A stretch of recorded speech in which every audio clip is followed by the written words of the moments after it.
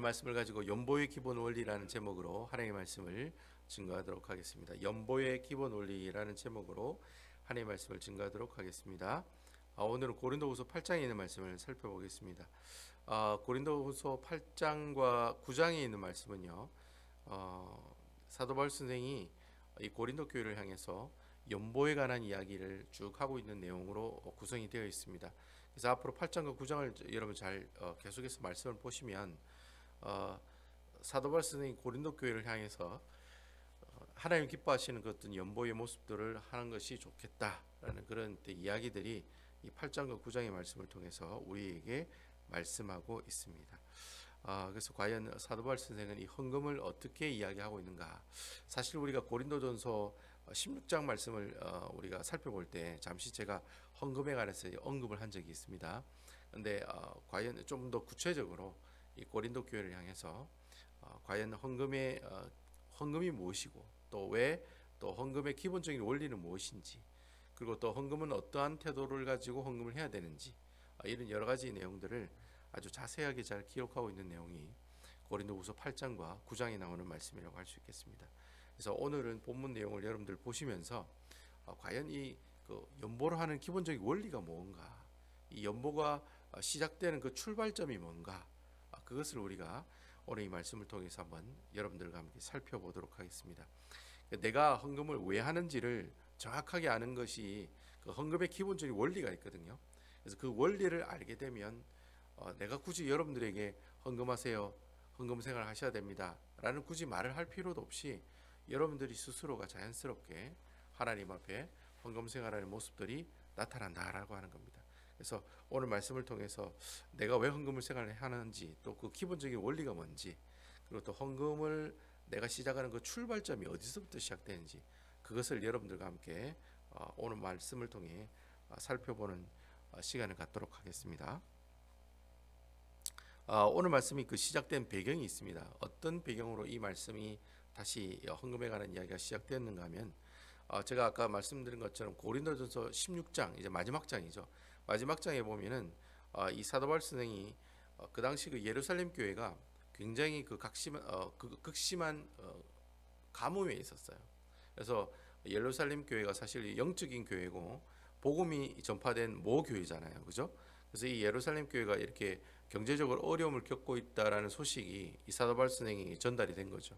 그래서 사도 바울 선생이 우리가 이 예루살렘 교회를 돕자, 우리가 물질적으로 또 영적으로 그들을 위해서 기도하고 또 도울 거 있으면 같이 돕는 게 어떻겠느냐라고 이렇게 고린도 전서에는 그렇게 하자 이렇게 제안을 하는 내용들이 나오고 있어요. 그리고 그 제안이 있고 난 다음에 한 1년 정도 지나서 사도 바울 선생이 고린도 후서를 기록하고 있거든요. 자, 그러면 고린도전서 16장에는 헌금을 우리가 해서 예루살렘 교회를 도와주자라고 이야기를 했는데, 1년이 지나고 난 다음에 사도 바울 선생이 또 고린도 교회를 향해서 우리가 이전에 너희들이 했던 그 헌금 계속해서 진행해서 완성하는 게 좋지 않겠느냐라고 이제 다시 한번 고린도 교회 사람들에게 제안을 하는 내용이 오늘 본문에 나오고 있다라고 하는 겁니다. 자, 그러면 1년 정도 지나서 고린도 교회를 향해서 야, 헌금을 계속하는 게 어떻겠니라고 이야기하는 거 보면, 그 당시 그 고린도전서 16장에 사도 바울 선생이 헌금을 하자, 연보를 하자라고 결정을 하고 난 다음에 그 일들이 잘 진행이 됐다는 겁니까? 진행이 되지 않았다는 겁니까? 잘 된 거예요, 안 된 거예요? 잘 됐으면 얘기를 안 하겠죠, 그죠? 잘 됐으면 오히려 너희가 고린도 교회에 헌금한 것에 대해서 너무 고맙고 감사하다, 이 얘기는 나중에 로마서에 보면 나오거든요. 로마서에 보면 이 고린도 교회가 이 예루살렘 교회를 향해서 도운 것에 대해서 감사하는 표현이 나와요. 이것은 이제 오늘 사건 이후에 있었던 이야기이기 때문에 그 얘기는 뭐 나중에 저희들 뭐 로마서를 살펴볼 때 한번 같이 보기로 하고, 어쨌든 고린도 교회 사람들에게 1년이 지나고 나서도 야, 너희들 예루살렘 교회를 향해서 연보를 하는 게 좋지 않겠니? 라고 이야기하는 거 보면 아마 고린도 교회 사람들이 그때 헌금을 하자라고 하다가 실질적으로 헌금을 한 거예요, 안 한 거예요? 구제 헌금을 예루살렘 교회에 보낸 거예요, 안 보낸 거예요? 그때까지 보내지 않았다라는 겁니다. 아시겠죠? 그래서 결국은 이 사도 바울 선생이 고린도전서를 통해서, 고린도전서가 두 번째 편지잖아요. 두 번째 편지를 보낼 때 우리가 헌금을 하자라고 이렇게 얘기를 했는데, 네 번째 편지를 보낼 때, 고린도후서의 네 번째 편지를 보낼 때까지 이 고린도 교회에 헌금을 하자라고 이야기하는 거 보면, 그때까지 고린도 교회는 이 예루살렘 교회를 향해서 뭐예요? 구제 헌금을 보내지 않았다라는 겁니다. 그래서 이제 이 고린도후서를 기록하면서 이제 디도도 만나고, 그죠? 마케도니아에서 디도도 만나고 했으니까 그 디도를 통해서 고린도후서를 보내면서, 야, 1년 전에 예루살렘 교회를 우리가 돕기로 결정했지 않느냐. 그러니 너희가 힘을 다해서 그 구제헌금을 예루살렘 교회로 보내는 것이 좋겠다. 그렇게 얘기하고 있는 내용이 바로 8장과 9장이 나오는 말씀이다라고 하는 겁니다. 이렇게 이제 고린도 교회가 연보하는 일에 동참을 안 하니까 사도 바울 선생이 그 당시 연보를 잘하는 어느 교회?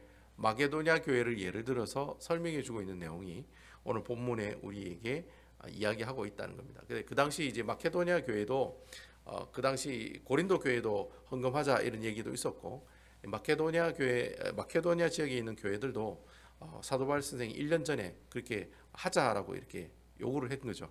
근데 마케도냐 교회에 있는 사람들은 헌금을 한 거예요, 안 한 거예요? 그 사람들은 모아서 헌금을 예루살렘 교회에다가 했어요. 하긴 했는데 풍성한 연금으로 어떻게 해요? 그 사람들에게 보냈다라는 거죠. 근데 재밌는 것은 고린도 교회는 성경 전체적인 내용을 살펴볼 때 돈이 많은 교회입니까? 돈이 적은 교회입니까? 돈이 굉장히 많은 교회였죠. 그죠?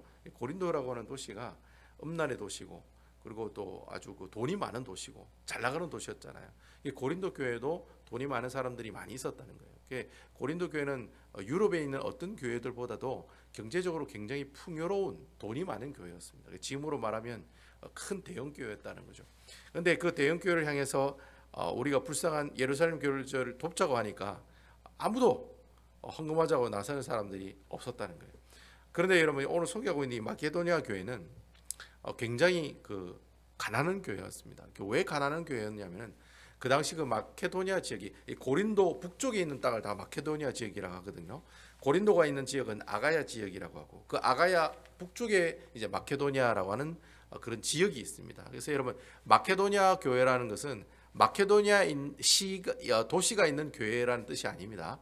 마케도니아 지역에 있는 그 샬롯 지역에 있는 교회들이라고 하는 뜻입니다. 그래서 마케도니아 교회에 있는 대표적인 교회가 여러분 잘 아시는 빌립보 교회. 그러니까 유럽에 제일 처음 세운 빌립보 교회죠. 자주장사 루디아와 만나서 세운 교회가 바로 빌립보 교회잖아요. 빌립보 교회가 마케도니아에 있습니다. 그리고 베라 교회도 마케도니아에 있고, 데살로니가 교회, 여러분 데살로니가 전후서 있죠? 데살로니가 전후서를 쓴 데살로니가 교회도 마케도니아 지역에 있는 교회입니다. 그래서 그 아주 유명한 그 마케도니아에 있는 그 세 교회들에게 연보를 했으면 좋겠다라고 했는데, 그 옛날에 그 당시에 사도 바울 선생이 이렇게 헌금을 보내자고 했을 때 이 마케도니아 지역에 무슨 일이 있었냐면은 큰 지진이 있었습니다. 지금의 이 마케도니아가 그리스 땅 북쪽인데, 이 그리스 땅 북쪽이 이 지진이 아주 활발하게 일어난 지역입니다. 그래서 그 당시에 큰 지진이 있어가지고 도시 전체가, 그 지역 전체가 경제적으로도 굉장히 힘든 지역이 바로 마케도니아라고 하는 지역이었습니다. 그리고 이 마케도니아가 전통적으로 왜 못 사는 사람들이 많으냐면 전쟁이 굉장히 많았어요. 전쟁이. 이 로마 제국이 이 그리스 땅을 어떻게 해요? 차지해야지만이, 이 마케도니아 지역을 차지해야지만이 아시아, 즉 터키 쪽으로 넘어가는 땅을 차지할 수가 있습니다. 그래서 우리나라 땅처럼 왜 일본이 우리나라를 점령해야지 중국으로 갈 수 있는 것처럼, 로마 사람들이 이 아시아에 있는 땅으로 가려면 항상 이 마케도니아라는 지역을 지나갔어야 됩니다. 그렇기 때문에 이 로마 사람들이 항상 이 마케도니아 지역에서 어떻게 해요? 전쟁을 벌여서 땅 따먹기 하는 그런 일들이 많이 있었다는 거죠. 그러니까 옛날부터 싸움이 많은 지역이고 지진까지 있었으니까 그 지역이 그다지 그렇게 풍요롭게 고린도 교회처럼, 고린도 지역처럼 뭐 이렇게 무역을 하고 장사를 해가지고 돈을 많이 버는 그런 지역이 아니었다라는 겁니다. 아시겠죠? 그래서 이 마케도니아 지역은 지리적으로도 경제적으로도 지질이 못 사는 동네가 바로 이 마케도니아 지역에 있는 교회들이었다라고 하는 겁니다. 그런데 이렇게 참 어렵고 힘든 이 교회에 어떻게 해요? 오늘 1절과 2절의 말씀에 보면은 이 마케도니아 교회 지역에 있는 교회들이 정말 헌금을 어떻게 해요? 마음을 다해서 부족한 자신들의 헌금을 모아서 예루살렘 교회에게 풍성하게 보내는 그런 놀라운 역사가 있었다라고 하는 겁니다. 그럼 우리 다 같이 1절과 2절에 있는 말씀 한번 읽어보겠습니다. 도대체 마케도니아 지역에 있는 교회는 어떻게 헌금을 했는가? 우리 1절과 2절 말씀 같이 한번 읽어보겠습니다. 시작. 형제들아, 하나님께서 마게도냐 교회들에게 주신 은혜를 너희에게 알리노니. 2절. 환난의 많은 시련 가운데 그들이 넘치는 기쁨과 극심한 가난이 그들의 풍성한 연보를 넘치도록 하였느니라.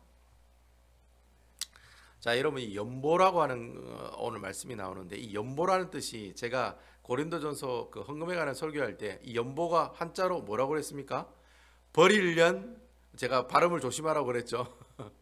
벌일년 도울보, 그래서 연보입니다. 그래서 연보라고 하는 것은 내가 가지고 있는 것을 버려서 다른 사람을 돕는다라는 뜻이에요. 결국 이 연보라는 말은 오늘날에 무슨 헌금하고 비슷합니까? 구제헌금하고 비슷하다고 생각하시면 되겠습니다. 아시겠죠? 그래서 오늘날에는 연보돈이라고 연보합시다 이렇게 얘기 안 하죠. 뭐라고 얘기합니까? 헌금봉투라고 하고 헌금합시다 이렇게 얘기를 하죠. 그래서 옛날에는 제가 이제 어릴 때 초등학교 다닐 때만 해도 연보돈이라고 많이 했는데, 오늘날에는 연보돈이라는 말을 잘 안 쓰고 헌금이란 말을 많이 사용하고 있습니다. 어쨌든 뭐 오늘날 교회에서는 이 연보라는 말하고 헌금이란 말은 같은 개념으로 사용하고 있다는 것 여러분 알고 계시기 바랍니다.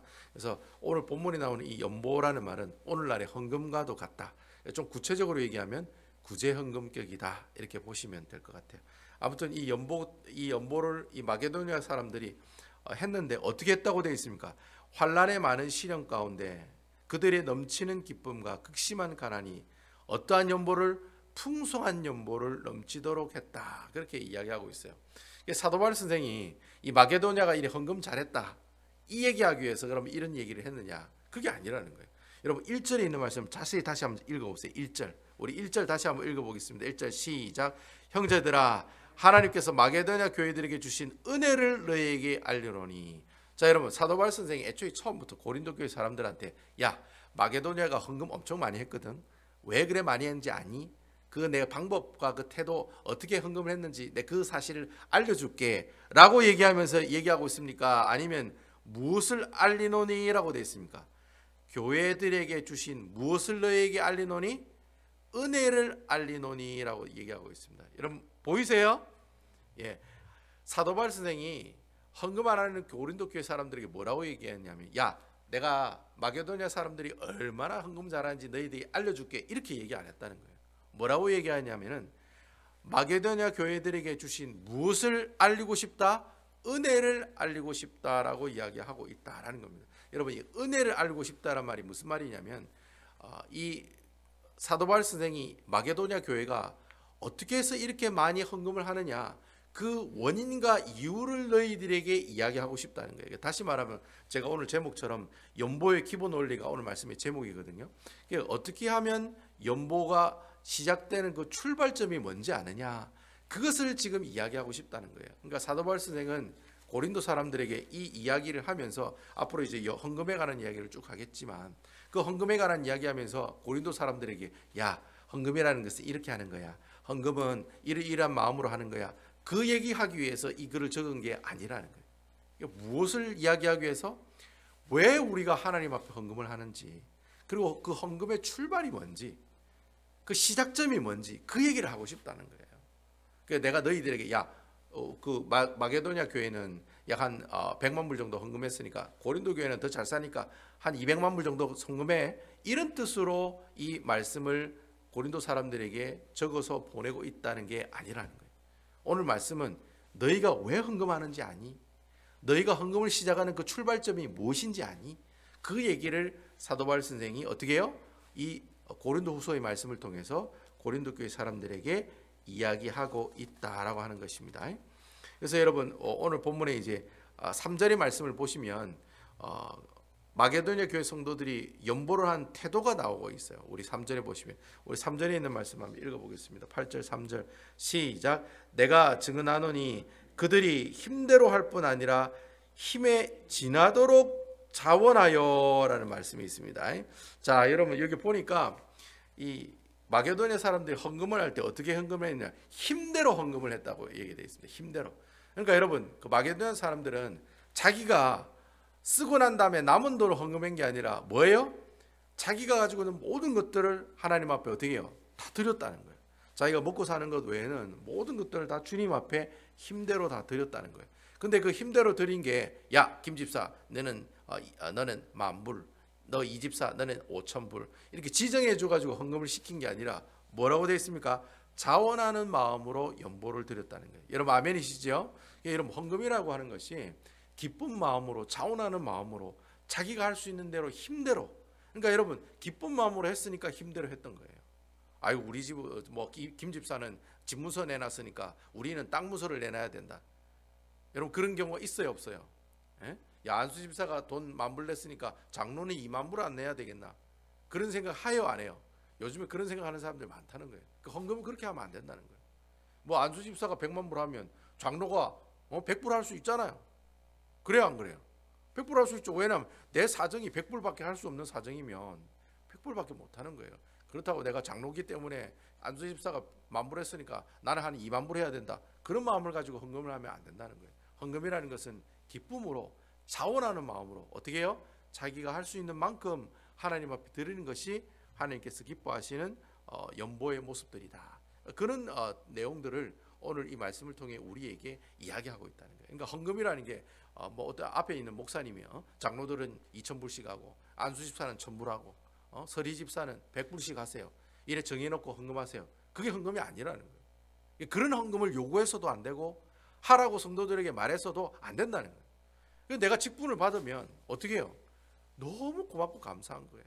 그래서 자원하는 마음으로 헌금을 해야지, 니는 2,000불 하고 니는 3,000불 해라, 그러니까 꼭 해야 된다, 옛날부터 해왔다 라는 식으로 해서 사람들에게 헌금을 강요하는 것은 하나님께서 기뻐하시는 모습이 아니다라는 거예요. 헌금을 어떤 사람은 100불 할 수 있고 어떤 사람은 1,000불 할 수 있는데 믿음의 분량에 따라서 어떻게 해요?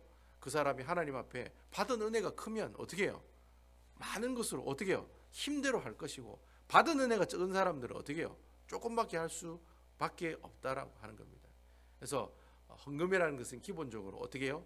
내가 기쁜 마음으로, 자원하는 마음, 그리고 어떻게 해요? 내가 힘대로 주님 앞에 드리는 것이 진짜 헌금의 모습들이다라고 하는 겁니다. 아시겠죠? 그래서 헌금이 우리가 생각하는 그런 개념하고 오늘 사도 바울 선생이 얘기하는 그 개념하고 좀 틀린 점이 있다라는 겁니다. 그래서 마게도냐 교회 성도들은 이렇게 기쁜 마음으로, 자원하는 마음으로, 여러분 그 교회 그 마게도냐 지역은 지진도 일어나고 전쟁도 많이 일어나고 지지대로 못 사는 가운데 있는데, 못 사는 사람들끼리 어떻게 해요? 조금씩 십시일반으로 모여가지고 자기가 무언가 은혜 받았다는 그 기쁨을 가지고 어떻게 해요? 자원하는 마음으로 돈을 모아서 풍성한 연보를 가지고 어떻게 해요? 예루살렘 교회를 돕는 그런 일들이 일어났다라고 하는 겁니다. 그럼 중요한 것은 사도 바울 선생이, 야, 너 기쁨으로 헌금해, 자원함으로 헌금해, 그리고 또 힘대로 헌금해, 이 얘기하기 위해서 오늘 본문에 있는 말씀을 기록했느냐? 그게 아니라는 거예요. 사도 바울 선생이 진짜 하고 싶은 말은 9절에 나오고 있다는 거예요. 이 얘기를 진짜 해주고 싶었다는 거예요. 자, 9절에 있는 말씀 다 같이 한번 읽어보도록 하겠습니다. 9절입니다. 시작. 우리 주 예수 그리스도의 은혜를 너희가 알거니와 부요하신 이로써 너희를 위하여 가난하게 되심은 그의 가난함으로 말미암아 너희를 부요하게 하려 하심이라. 사도 바울 선생이 이 고린도 교회 사람들에게 진짜 얘기하고 싶었던 게 뭐냐면은, 야, 너희들이 이 마게도냐 사람들이 왜 그렇게 기뻐하는 마음으로, 자원하는 마음으로 풍성한 연보를 드린 줄 아느냐? 그 이유가 있다는 거예요. 그 이유가 뭐예요? 그 마게도냐 사람들이 없는 가운데서도 힘을 다해서 풍성한 연보를 예루살렘 교회에게 보낼 수 있었던 가장 큰 출발점이 되고 원리가 되는 게 뭐냐? 오늘 뭐라고 되어 있습니까? 뭐라고 얘기하고 있습니까? 예? 우리 주 예수 그리스도의 뭐라고 얘기하고 있습니까? 은혜를 너희가 알거니와. 여러분 아멘이시죠? 여러분, 우리가 헌금을 하는 가장 출발점이 되는 게 뭐냐니까 주 예수 그리스도의 은혜라는 거예요. 여러분 아멘이시죠? 내가 예수님 때문에 구원받았다, 그래서 내가 너무 감사하다, 거기서부터 내 헌금이 시작된다는 거예요.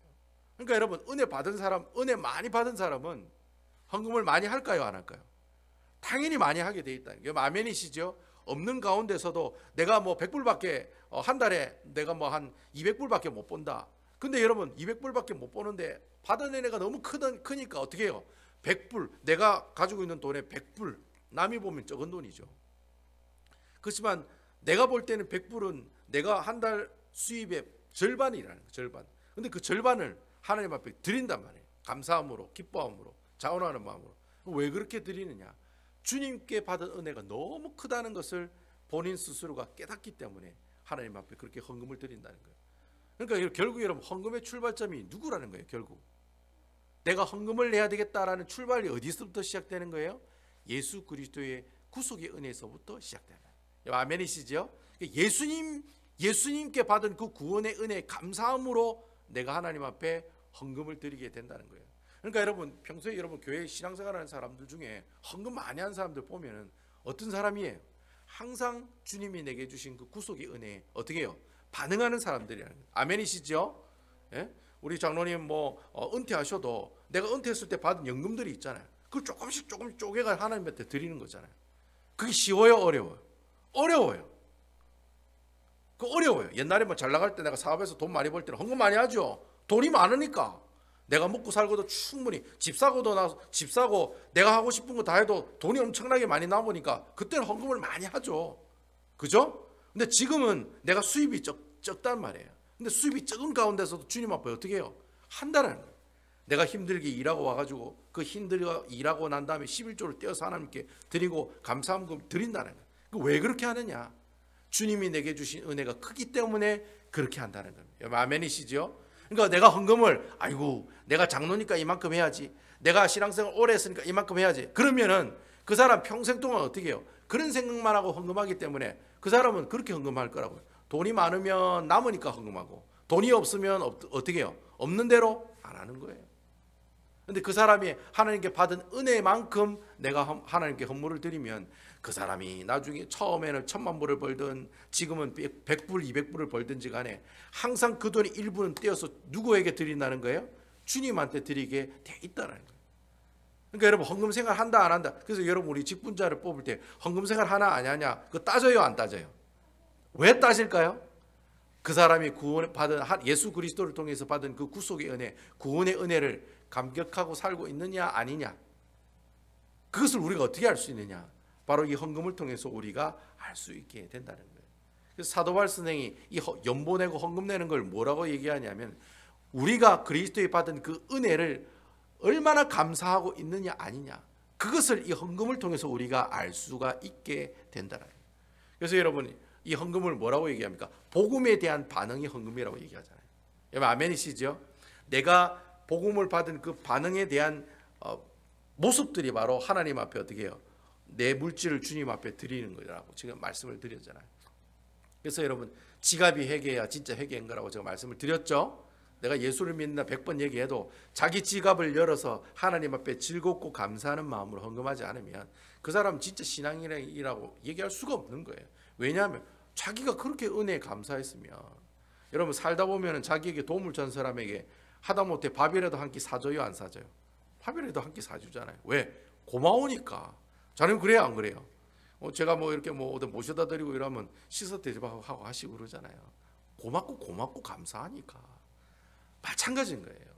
내가 주님께 받은 그 구원의 은혜, 구속의 은혜가 너무 크다는 거예요. 오늘 성경에 보니까 뭐라고 되어 있습니까? 부요하신 그 예수님이 사람의 몸을 입고 이 땅에 오셔서 스스로 뭐하게 됐다고 되어 있어요? 가난하게 되었다라고 이야기하고 있잖아요. 여러분, 예수님께서 뭐가 아쉬울 게 있어서 사람의 몸을 입고 이 땅에 오셨습니까? 예? 그 신적으로 풍부하시고 부요하신 그 하나님 아들 예수님이 뭐하라고 사람의 몸을 입고 이 땅에 오셨고 가난한 모습으로, 환난과 핍박받는 모습으로 살아갔겠습니까? 이유가 뭐겠습니까? 그 이유는 단 한 가지밖에 없는 거예요. 우리를 뭐예요? 너무 사랑하시고 우리를 구원하시기 위해서 예수님께서 이 땅에 직접 어떻게 해요? 사람의 몸을 입고 이 땅에 오셨다는, 십자가에 못 박혀 죽으시고 우리에게 사죄와 칭의, 화친, 그가 죽고 부활하심으로 우리에게 부활의 산소망과 영생을 여러분에게 주신 그 구원의 은혜가 너무 고맙고 감사하니까, 아멘이시죠? 그것 때문에 내가 헌금하는 거예요. 그것 때문에.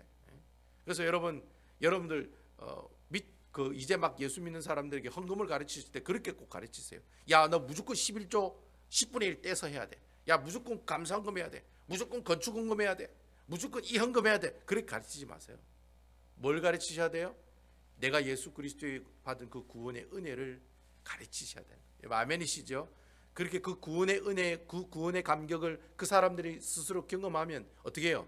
헌금하지 말라도 헌금해요. 왜요? 내가 예수 그리스도의 구원의 은혜를 받은 그 사람의 반응이 나오기 때문에, 반응이 몸으로 바로 이 헌금 생활을 통해 나오기 때문에 굳이 교회에서 헌금하세요, 헌금하셔야 됩니다, 헌금해야 복 받습니다, 헌금해야 복 받습니다, 이 말도 사실 비성경적인 말이에요. 여러분, 헌금해서 복 받습니다 이런 식으로 얘기하면 안 되죠. 뭐라고 얘기해야 됩니까? 예수 그리스도께 받은 그 구원의 은혜 어떻게 해요? 감사하는 자가 되십시오 라고 얘기했을 때 내가 스스로 반응을 하는 거예요. 그래, 이렇게 해서 내가 하나님 앞에 물질로서 감사를 드리자. 그러면서 나오는 것이 바로 헌금 생활이다 라고 하는 겁니다. 그래서 여러분, 우리 모든 연보의 시작, 헌금의 시작은 어디서부터 시작이 된다? 예수님이 내게 주신 그 구원의 은혜에 감사하는 그 순간부터 우리의 연보가 시작된다는 거예요. 다시 말하면 연보의 시작은 누구에서부터 시작되는 거예요? 예수 그리스도를 통해서 시작이 된다는 거예요. 아멘이시죠? 연보의 시작은 예수 그리스도예요. 내가 돈이 많고 적음에서부터 연보가 시작되는 게 아니에요. 여러분, 많은 사람들이 오해합니다. 아유, 목사님, 제가 헌금할 돈이 없어가지고 막. 아유, 헌금은 내가 돈 많이 벌면 헌금 많이 하겠습니다. 여러분, 이게 그 연보에 대한 가장 큰 오해들 중에 하나라는 거예요. 여러분, 연보라는 것은 돈이 있건 없건 그 상관이 없다는 거예요. 중요한 것은 내가 예수 그리스도의 은혜 받은 은혜가 크냐 적으냐, 그게 굉장히 중요하다라고 하는 것입니다. 여러분, 그 성전에 가난한 한 과부가 두 렙돈을 하나님 앞에 드린 그 모습을 보고 예수님께서 칭찬하셨어요, 안 하셨어요? 두 렙돈을 하나님께 드렸다라는 사실을 칭찬한 게 아닙니다, 여러분. 그 두 렙돈을 드린 그 과부의 모습을 보고 칭찬하신 게 아니에요. 뭘 보고 칭찬하신 거예요? 그 과부가 하나님께 받은 은혜가 너무나도 크고 감사합니다는 그 마음을 칭찬하신 거예요. 아멘이시지요? 그러니까 내가 헌금을 많이 한다고 그 사람이 복 많이 받는 게 아니라는 거예요. 하나님이 내게 주신 그 은혜가 너무 큽니다. 그 마음을 보시고 그 여인을 칭찬하는 것처럼 헌금이라는 게 그런 거예요. 내가 뭐 헌금을 100만 불하고 200만 불하고 매달마다 10,000불씩 내가 정기적으로 헌금하고, 그래서 난 헌금 생활 잘하기 때문에 나는 하나님께 복받고 신앙생활 잘합니다. 그 큰 착각이라는 거예요. 헌금의 시작은 그렇게 시작되지 않는다는 거예요. 헌금의 시작은 누구로부터 시작된다? 예수 그리스도를 통해서부터 시작이 된다는 거예요. 예수님의 은혜가 너무 크니까 그래서 헌금을 하는 거예요. 아멘이시죠? 그러니까 여러분, 내가 신앙생활 하다가 예수 그리스도의 구속의 은혜가 사라지면 뭐도 사라집니까? 자연스럽게 뭐도 사라져요? 헌금도 사라지는 거예요. 그래서 여러분 경험하셨잖아요. 내가 믿음이 점점 싣고 떨어지면 헌금해요, 안 해요? 안 해. 근데 내가 하나님께 받은 은혜가 크면 어떻게 해요? 자연스럽게 헌금을 하게 되어 있다는.